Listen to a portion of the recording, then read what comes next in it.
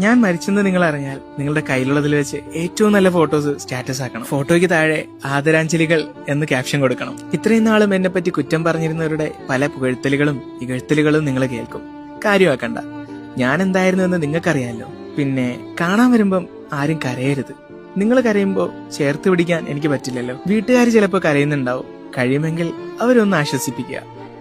പള്ളിക്കാട് വരെ എനിക്ക് കൂട്ടായിട്ട് വരിക. പിന്നെ അവസാനമായിട്ട് ഒരു പിടി മണ്ണ് എന്റെ മേലേക്കിട്ടിട്ട് തിരികെ പോവുക.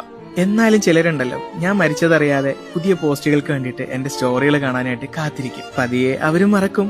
എല്ലാം കുറഞ്ഞ് പേജ് നിശ്ചലവുമാകും. 24 മണിക്കൂറിന് ശേഷം നിങ്ങളുടെ സ്റ്റാറ്റസുകളിൽ നിന്ന് ഞാൻ മാഞ്ഞു പോകും. ഗ്രൂപ്പുകളെല്ലാം ആദരാഞ്ജലികൾ കൊണ്ട് നിറയും. പതിയെ പതിയെ എല്ലാവരും എന്നെ മറക്കും. പിന്നീട് എന്റെ ഈ പേജിൽ പോസ്റ്റുകളൊന്നും വരാതെ ആവും. പേജിന്റെ റീച്ച് പതിയെ പതിയെ കുറഞ്ഞ് അങ്ങ് ഇല്ലാണ്ടാവും. പുതിയ പോസ്റ്റൊന്നും വരാതെ ആകുമ്പോ പലരും അൺഫോളോ ചെയ്തും പോകും. വീട്ടുകാര് 7-ാം ദിവസവും 41-ാം ദിവസവും പ്രാർത്ഥനകൾ നടത്തും. പതിയെ അവരും മറക്കും.